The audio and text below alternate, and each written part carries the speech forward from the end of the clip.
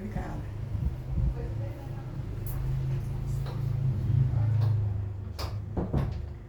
Olá, amigos.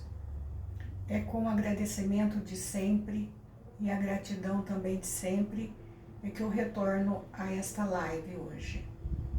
Quero agradecer a confiança, o apoio, o interesse.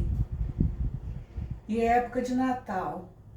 Então a live de hoje chamar-se-á Natais. Então, pelo próprio título, vê-se que nós vamos ampliar o sentido do Natal, ou a quantidade de natais que nós tivemos na nossa vida, na nossa trajetória daqui de humanos. Não só nós, principalmente Cristo, os seus seguidores apóstolos também. Então, eu digo o seguinte: Cristo teve um Natal quando ele realmente nasceu na manjedoura, nos braços da Virgem Maria e do Pai José, a Sagrada Família. Esse Natal é que nós comemoramos agora em dezembro, esse renascimento, mas há outros do próprio Jesus. Agora, para que haja outros natais, no nosso caso de humanos, no nosso caso de, vamos dizer, que não somos divindades, há que se libertar de determinados corpos energéticos ou corpos fluídicos, sobre os quais nós já falamos em lives anteriores. Mas para tudo isto acontecer, é muito importante que nós abstenhamos de maldade, de cobiça, de ganância, de derramar ou fazer derramar sangue, seja em guerra, seja no consumo de carne de animais. Mas voltemos ao caso de Jesus Cristo. Um outro Natal de Jesus pode ser apontado como o seu batismo. João Batista o batizou em águas do Rio Jordão. E contam as Escrituras que nesse momento uma pomba pairou sobre a cabeça de Jesus, declarando-o o filho muito amado do Pai. E essa pomba nada mais era que a materialização de uma entidade muito importante do próprio Logos, que é o responsável maior por toda a Terra e outros planetas da nossa galáxia. Então, nesse momento, é que ele renascia, era o seu Natal para a militância, para o messianato. Na cruz, quando todos choravam, quando Maria sentia a própria dor que o filho sentia, Jesus, ao expirar, celebrou mais um Natal. Ele renascia em corpos sutis, em corpos energéticos, porque temos vários corpos. De acordo com o nosso adiantamento, nosso corpo provém e volta para determinados planos. Jesus queimou não só o corpo de carne, como o corpo etérico, como o corpo astral, e foi imerso em planos muito superiores de energia. E essa troca de corpos, essa morte de alguns corpos e a assunção de outros corpos mais sofisticados, mais luminosos, também foi um Natal.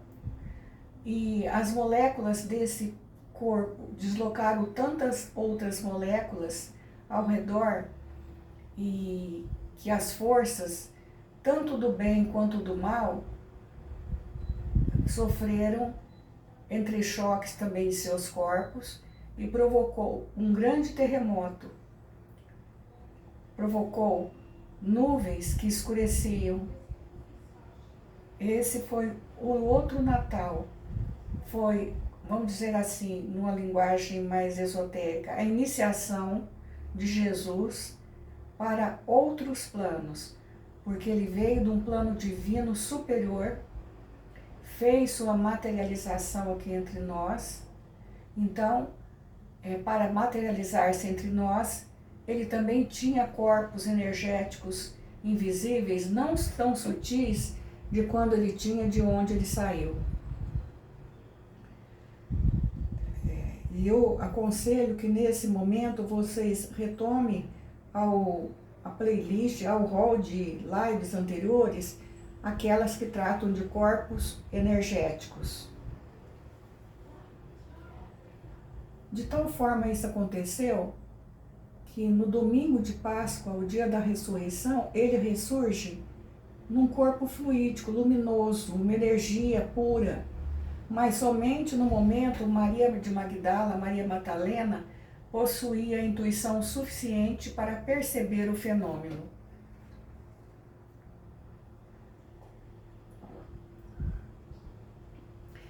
Jesus ficou ainda um tempo aqui, um período, mais ou menos um período de 50 dias.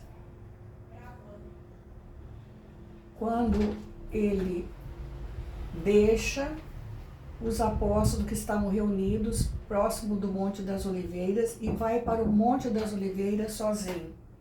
Esse ir para o monte significa que ele venceu uma prova, que ele passou de ano, que ele passou de energia, que ele já estava comungando direto da energia do Logos planetário, que é o governador de todo o nosso planeta e de outros planetas de galáxia. E ele foi tomado de tanta luz que se irradiava tanto para o subsolo quanto para o alto. Ele foi tomado de tanta luz em raios multicoloridos, em raios de multidireções, que foi cegando os próprios apóstolos que se encostavam nos outros, apavorados, porque naquele momento, de tamanha luz, eles não conseguiam perceber Jesus.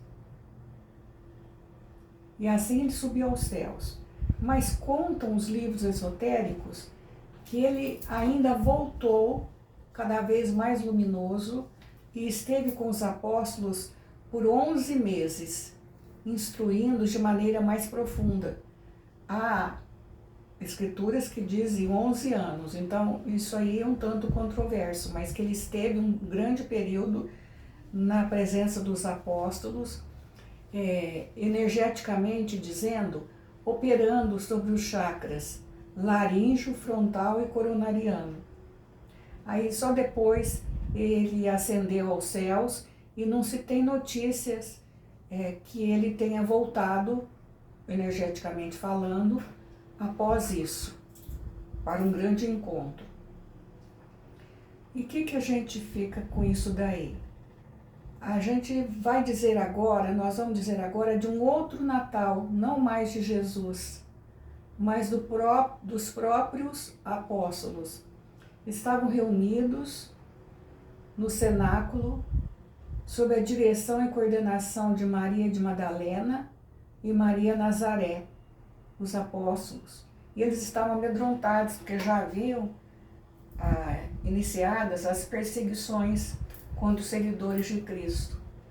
Quando de repente o teto se expande e línguas de fogo descem sobre a cabeça de cada apóstolo. Essas línguas de fogo eram raios provindo das regiões mais superiores do universo que incidiam sobre o chakra coronariano, frontal e laríngeo dos apóstolos, bem como acontecia ao mesmo tempo, vou chamar de cirurgia da glândula pineal. Por quê? Para desenvolver os dons de telepatia e os dons de falar e entender em línguas estrangeiras. Foi esse um Natal que se pode imputar aos discípulos que foram os apóstolos de Jesus.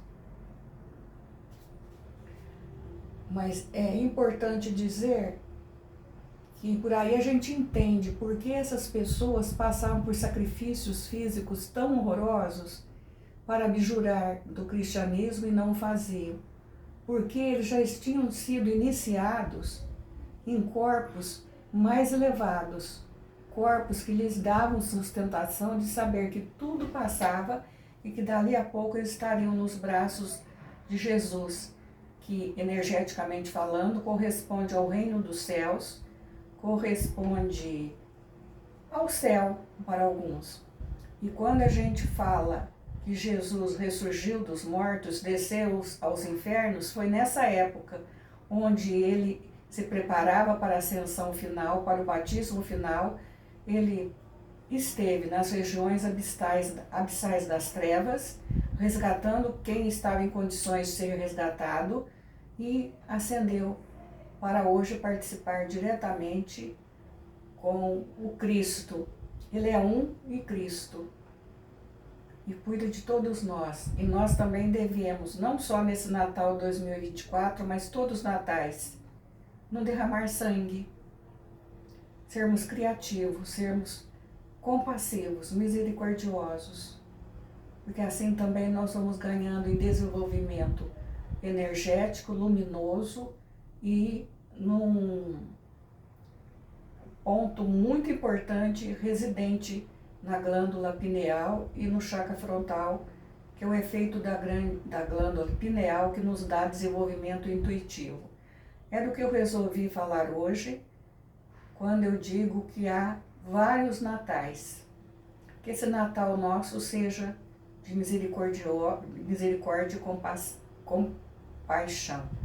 Andai como os filhos da luz, porque aquele que anda empreende sinais por onde passa.